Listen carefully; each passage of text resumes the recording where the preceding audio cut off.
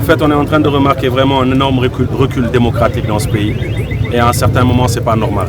Comme vient de le dire mon confrère Gadiaga, des gens se sont battus et certains ont perdu la vie pour qu'aujourd'hui ceux qui sont au pouvoir soient au pouvoir. Ce n'est pas normal que des dossiers pareils, qu'on les politise. Ce n'est pas normal qu'un préfet permette de se dire que tant qu'il sera préfet ici à Kaolack, qu'il n'autorisera pas de marche. Alors que la Constitution est au-dessus. Encore une fois, au-dessus de ce préfet, au-dessus du président, au-dessus des ministres.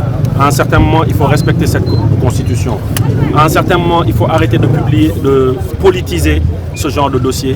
Ce n'est pas normal. Le droit de marche est autorisé par notre Constitution.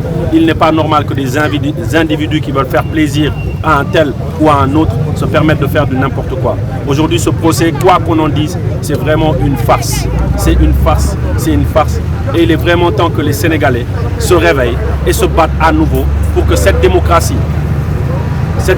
des honnêtes Sénégalais se sont battus. Certains ont perdu la vie, certains se sont blessés, certains ont eu des familles disloquées.